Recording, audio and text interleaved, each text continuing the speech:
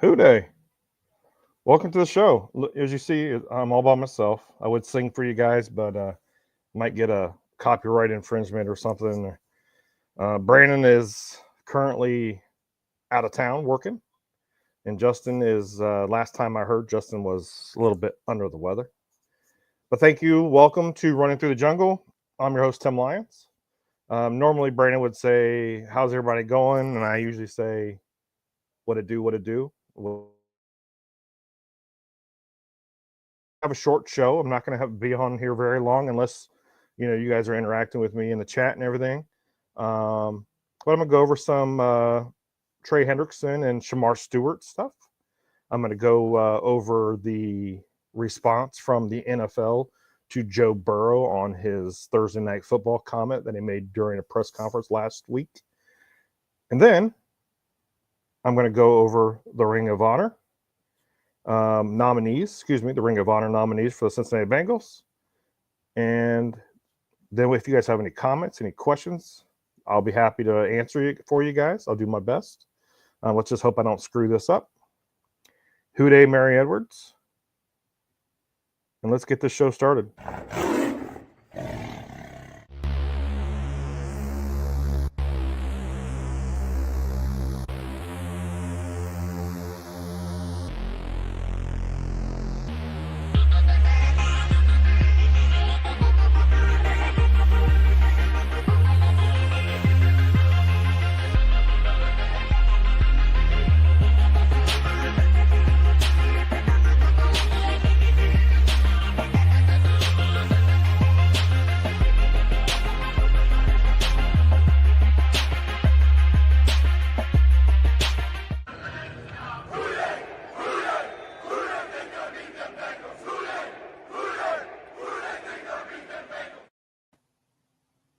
Welcome to Running Through the Jungle, everybody.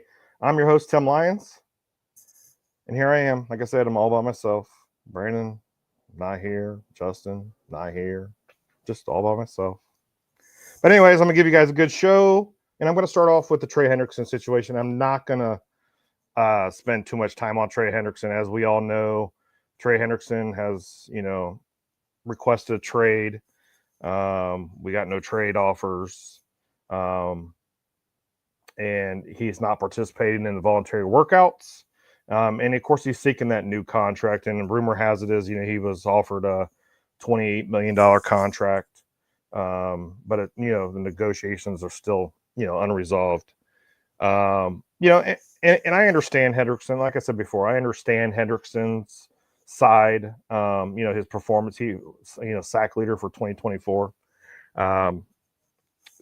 But I know he wants, the salary comparable to Myles Garrett and Nick Bosa. They're earning over $34 million annually, and I'm going to be the Debbie Downer here. You guys can be pissed off about it or not, but Trey Hendrickson is not Joey Bosa, or is not Nick Bosa. He's not Myles Garrett. He's not Max Crosby.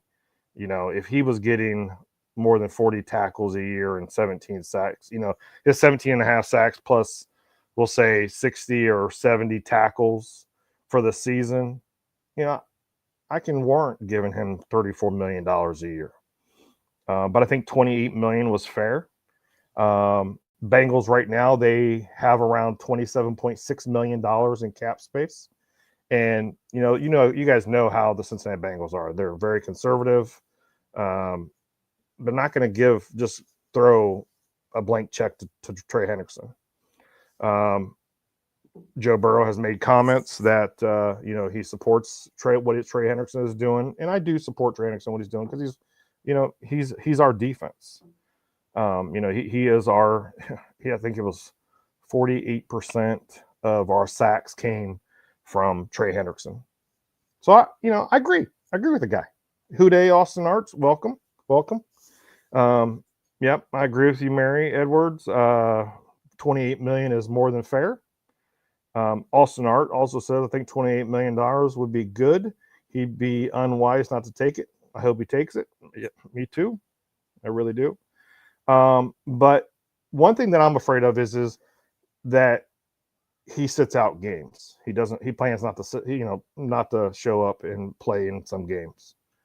that could cost dearly to the Bengals and could cost to him too, believe it or not. If he was to miss training camp, day one, he would lose $16,953. Day two would be $33,000. Day two would be $33,000. I can't count. Day three would be $50,000. So he'd lose about a little bit over $99,000 for those 3 days of mandatory mini camp. If he was to sit out for the entire year and say, screw the Cincinnati Bengals, I'm not playing at all, he could lose $15.8 million for that year. So, but, I do, I see the Bengals side and I see Trey Hendrickson's side. Trey Hendrickson's doing what he needs to do for himself and for his family. I get it. I really do. But then the Cincinnati Bengals, we're not going to give him a blank check just to let him, to give him $37 million a year. And look at here. Paul Wright, he said he found the unsubscribe button, but the Big Show is still in the house. Look at there. Welcome, Big Show. Let's see here. Mary Edwards said sitting out would be the worst thing he could do. Yes, it would hurt. Like I said before, he's not a 26, 27-year-old kid anymore. He's getting up there in age. So, it definitely would not benefit him at all. Austin Art says, yeah, that's my main worry. I hope he plays because the Bengals, they really, really need help with their defense. And if I were him, I would stick with the team because, like I always say, what did he always say? They should have had the situation figured out already. Amen. I agree. We should have, JJ Watt made a comment on Pat McAfee's show this week, I believe it was. He was talking about contract situations with Trey Hendrickson, his own brother, TJ Watt, even Micah Parsons. They're in contract negotiations at this time. So, if we would have got the deal done last year, like we said before, last year's price is not this year's price. So unfortunately for the Cincinnati Bengals and for Trey Hendrickson, we're at unsigned right now. Anyways, enough about Trey Hendrickson. Let's move on to the whole, we're talking about contract negotiations. Let's talk about Shemar Stewart. He was our drafted 17th overall draft pick, first-round draft pick. He's the only healthy first-round pick who hasn't signed his contract. The problem is Stewart's not looking, like, oh, I want more money or anything like that. No, it's a rookie contract. It is what it is. But his camp wants the default clause removed. So if he was to get injured or we'll say do a Jermaine Burton this year, anything like that could jeopardize his career or just in general drug, say he tested positive for drugs or whatever, he could lose that money future years 2, 3, and 4. And the Cincinnati Bengals put that clause in Shemar Stewart's contract because I don't know if like my assumption is the Jermaine Burton situation. Jermaine Burton last year, being evicted from his apartments, I think a couple times. He had an assault accusation on him, not showing up for practices and falling asleep and all this other stuff. I think the Bengals tried to put that clause in there for Shemar Stewart, and it's not working because that clause is not in any other past draft picks contracts. It's not in Jamar Chase's contract. It's not in T. Higgins' contract. None of those guys, all those guys that just got new contracts, it's not in there. So I can see why Shemar Stewart and his camp want that clause removed, and I get it. I 100% get it because Shemar Stewart, he's a good kid. He didn't have off the field issues, didn't have issues like Jermaine Burton did last year, or I'm sorry, the year before he played for the Bengals, or the year I think it was like a year or two before the Bengals. I can't remember what it was. He didn't have any off the field issues. So I get it. I do get it. And now his dad was on a talk show or was on a radio show, and now his dad's involved. Sorry, my stuff that I have here came up missing. There it is. Shamar Stewart's dad showed up and insisted that they're the only team that they're the only one asking for the same contract terms as other previous first round selections. And I get it. Andrew Brandt, former NFL executive, suggested that the disagreement could stretch into training camp, as the Bengals have a reputation for holding firm in the contract negotiations. So, I do. I understand. I get it. I get what Shamar Stewart and his camp want. So, no, in Ahmad, no, they haven't signed him yet. Shamar Stewart, number one. Oh, my goodness. Come on there, Paul Wright. Stop clowning. He said Shamar Stewart is the number one quarterback in the NFL. Okay, yeah. Let's see here. Mary Edwards said, we're notorious for having problems that make such dumb choices. I think it's a dumb move to make suddenly, but I guess I can kind of see it from an owner's standpoint. And like I said, I agree with it to a certain extent too, but if you have a kid that's coming out of college and he didn't have any, off the field issues, even on the field issues, why put that clause in there? I don't know. I think it's a hot mess. Yeah, it is. It's a hot mess. Let's see here. Help me not mix up those names because I might mix them up again. Shamar, you're talking about Shamar Stewart, Austin Art. I don't know. Is he Ahmad or Maud, because I know him by Maud. He asked the question: is he at OTAs? He is at OTAs, but he's not practicing. He's the only unsigned draft pick that is not practicing in camp. So he's there. He ain't doing nothing. And we honestly need him to be at camp and physically, training, learning the Bengals defense, getting him in work, because, everybody knows he only had 4.5 sacks in his college career. So, I think to get him in there quicker, but, I'm afraid that, like Adam Brandt said, or I forget his name was Brandt. Who did I say? I can't remember what it's. Sorry, give me a minute. Andrew Brandt, excuse me. As he said, if this doesn't get resolved, it could drag into training camp. But but also though, excuse me. Also though, we've seen this happen with Marius Mims last year too. I believe he didn't sign his contract till like mid-June. So maybe they finally get it worked out and he's in camp in mid-June. June's right around the corner, as we know. It's 2 days away. So we'll see. Now I'm going to go into the Joe Burrow. Joe Burrow made a comment that, he kind of expressed his disappointment in the NFL, scheduling with Baltimore playing in or us playing Baltimore in Thursday Night Football again. And I understand it, because I think this will be the 4th year that we're playing Thursday Night Football in Baltimore.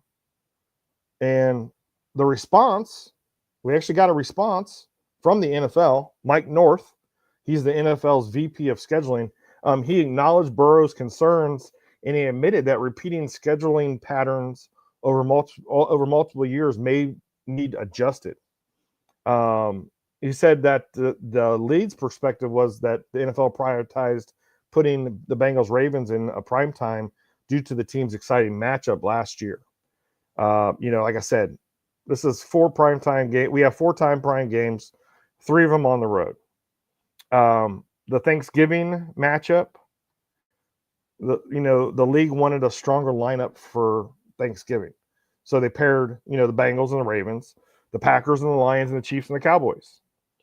So, yep, you're absolutely right, Austin. The scheduling is a pure mess. I think this should have gave us something better. Like, don't get me wrong, I love the matchup and the competitiveness of it, but they could have gave us better. Correct. Something like the Bengals and the Lions, or the Bengals and the Cowboys, Bears, etc. Yeah, I agree. They could have, or they could have just gave it to us at home. Like, they could have. Think about it. Cincinnati on Thanksgiving night against the Ravens on Thursday Night Football in Cincinnati. That'd be exciting. It just would be exciting for the city of Cincinnati itself.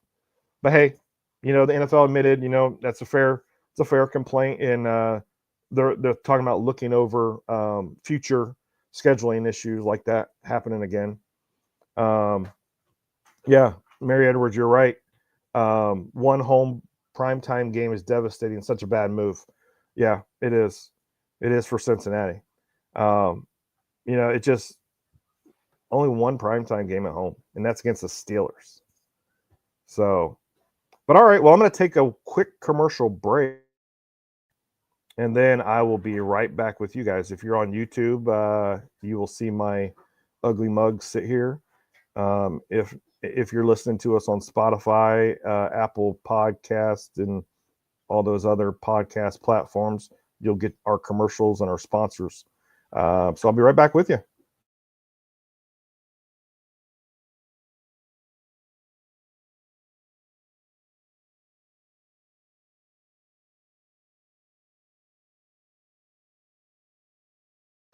All right, and welcome back to Running Through the Jungle. Again, I'm your host, Tim Lyons, and the hostess with the mostest tonight, because I have no other host with me. So what was just announced was the Ring of Honor for the Cincinnati Bengals. We have nominees, the Ring of Honor nominees, but only two of the legends will actually be there for the Ring of Honor game. That's October 26th versus the Jets. Jets, Jets. So the first nominee, Jim Breach, kicker. He spent 13 years with the Cincinnati Bengals. He's the board of directors for Kicks for Kids, started by Doug Pelfrey, another legend. He had 1,151 points with the Bengals, which is the franchise record. He had a 71.4% field goal percentage and a 95.9% extra point percentage. Yeah, I'm going to give you guys useless facts, but some of you guys are probably like, who the hell is Jim Breach? I know Austin Art, he's a new Cincinnati Bengals fan. So Jim Breach might not even be somebody that he's even aware of. So, but I'm going to give you guys a little, just a little history on each and one of them. But Jim Breach is one of them. Let's see here. They should have gave them. Austin Art says should have gave them all at least 6 primetime games. Yep. And we're back. Yes, we are. Mary Edwards said, I'm going to throw up if I'm there and see Chris Collinsworth go in. Well, at least you got me. I'm the kind of substitute host that talks with his fingers. You're welcome to, Austin. Yep, I appreciate you guys in the comments. And then, so on to our next Ring of Honor nominee, the one and only James Brooks. Spent 8 seasons with the Cincinnati Bengals. He's a 4-time Pro Bowler with the Cincinnati Bengals. In 1991, he was the team's all-time leading rusher with 6,447 yards. Now it's owned by the one and only Corey Dillon with 8,061 yards. And if you guys remember James Brooks, he was like a linebacker. Sorry, I'm forgetting to turn this stuff off. There we go. He was like a linebacker running down the field. He was just crazy talented. He was one of my favorite. He is one of my favorite Cincinnati Bengal running backs, along with Corey Dillon, and of course Ickey Woods. I can name it. I even loved Gio Bernard. He was one of my favorites too. And then Chris Collinsworth, Mary Edwards' favorite person. Wide receiver, 8 years, spent his whole entire career with Cincinnati Bengals. He was born in Dayton, Ohio. All of us Ohio people, We know Dayton's right up the road from Cincinnati. He was a second-round draft pick in 1981. He spent his entire career with the Cincinnati Bengals. He set the Bengals record for receptions as a rookie with 67. He was a three-time Pro Bowler. He led the 1982 Super Bowl team with 5 receptions for 107 yards. I typed in there years. I'm glad I'm not reading that word by word. Chris Collinsworth Mahomes. Yeah, he is a home. He does love him some Mahomes, and everybody else is playing against the Cincinnati Bengals. But anyways, our Ohio's own Chris Collinsworth is one of the nominees. David Fulcher, safety. He spent 7 seasons with the Cincinnati Bengals. He was a 3-time Pro Bowler. He was inducted into the College Football Hall of Fame in 2021. He was viewed as one of the top DBs in the NFL. In the 1988 Super Bowl season, he had 5 interceptions and a touchdown. Fulcher recorded many key tackles, a sack, and a forced fumble. He had 8 interceptions in 1989 and also tied the Bengals record for 3 interceptions in a game. And as you guys know, if you guys have watched the Running Through the Jungle podcast or listened to the Bengals or Running Through the Jungle's podcast, Brandon Herriott is a huge David Fulcher fan. He's a Fulcher vulture all the way. So I'm personally, because I've watched Fulcher play, I hope he gets this Ring of Honor. He gets this Ring of Honor opportunity in October. Now let's go to Dave Lapham. He's probably one of the best guards to ever play in Cincinnati, believe it or not. He played 10 seasons for the Cincinnati Bengals. He played from 1974 to 1983. And for over 30 years now, he's been one of the Bengals color commentaries. He played all 5 line positions during 2 of his 140 games. And believe it or not, he helped mentor one of my all-time favorite Cincinnati Bengal, Anthony Munoz, left tackle, Hall of Famer. He mentored him. Great guy, great guard, and getting this honor, this nomination is just it's great to see. And I know it's just the Bengals Ring of Honor. I know it's not the NFL Hall of Fame or NFL Ring of Honor, but it's still great to see. And then Max Montoya, he was a guard, played in 2 Super Bowls. He was a guard from 1979 to 1989 for you newbies out there. He was a 4-time Pro Bowler. Max Montoya, man. Yeah, I remember watching Max Montoya and Anthony Munoz right next to each other. I'll tell you that right now. It was a great pairing. The Super Bowl, we could have just squeaked that off by the Hall of Famer Joe Burrow, Joe Cool, Joe Blue Eyes. But unfortunately, we lost 2 Super Bowls to the San Francisco 49ers. Austin Art says that's my number 2 right there, Max Montoya. I like that pick too. All right, then Lamar Parrish. A lot of you are like, Lamar Parrish, who? Cornerback, and he was also a kick returner. Played 8 seasons for the Cincinnati Bengals. He was an 8-time Pro Bowler, 6 times with the Cincinnati Bengals. He was a dual threat player for the Bengals, playing cornerback and kick returner. In his rookie year, 1970, it was his rookie season, he had 5 interceptions, 1 fumble recovery. He had 194 punt return yards. He had 482 kick return yards and scored 2 touchdowns. One of them was a kickoff return, and one was a field goal block return for a touchdown. His 482 return yards came from just 16 returns. He averaged 30.1 yards per return. He talented. He was dual threat, crazy. You know, could play freaking corner, return the ball. There's one of our other nominees. Now, some of you guys, and I had to look this guy up because I did not know who he was. Bob Trumpy, tight end, played 10 seasons for the Cincinnati Bengals from 1968 to 1977. He was a two-time Pro Bowler and a two-time AFL All-Star. He was a Navy veteran. Salute you. When he was discharged from the Navy, he briefly worked as a bill collector before being selected by the AFL's Bengals in the 12th round at 300, and he was the 301st overall pick.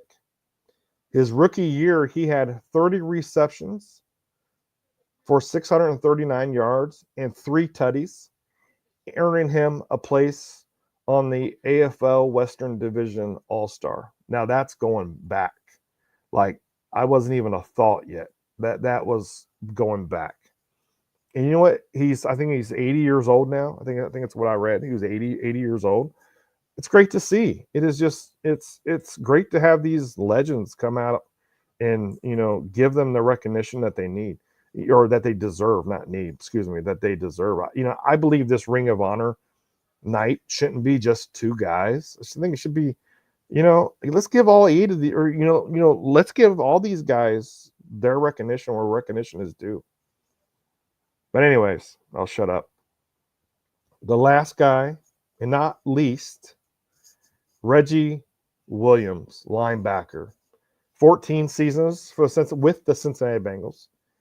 He was the most productive linebacker in franchise history, leading the Bengals defense to Super Bowl in 1982. He had 11 sacks and 106 tackles in 1982 season. He played linebacker in both Bengals Super Bowls, leading all players with 10 tackles in the 1989 Super Bowl. Williams recorded 16 interceptions and 23 fumble recoveries, and it is still a franchise record. Still a franchise record. And he was also nominated, or he was also inducted into the College Football Hall of Fame. So we got a lot of guys here. I don't know who all your favorites is. I know Austin said Montoya was his number 2 pick. Who was your number 1 pick? I don't know. I don't know who it was. Chris Collinsworth, maybe? I don't know. And Mary Edwards said that's who she's pulling for. I'm guessing that was to my Reggie Williams talk. Now, my 2 that I would like to see my 2 I would like to see is James Brooks and Reggie Williams. Those are my 2. Now, I'd also let everybody else in too. They hell stats, great seasons, great careers for the Cincinnati Bengals. And some of them went on. I know Jim Breach. We didn't draft him. We picked him up off a signing. James Brooks, we picked him off of a signing as well. Anthony Munoz is not on there, but I'll still mention him. We know we drafted him. Collinsworth, yeah, okay. Austin Arts, Collinsworth is his number 1 pick. So it's a good list. I think it's a great list. I know last year Corey Dillon. I think Corey Dillon was one of those guys. I can't remember. I'm sorry, I don't remember. But I know he was wasn't he like the Roar of the Jungle or Ruler of the Jungle? I think it's what he was. Excuse me. So Corey Dillon, he's always been my favorite. Just talking about running backs. But anyways, that is all that I have. I don't know if you guys have anything else you guys want to discuss before I end this little show.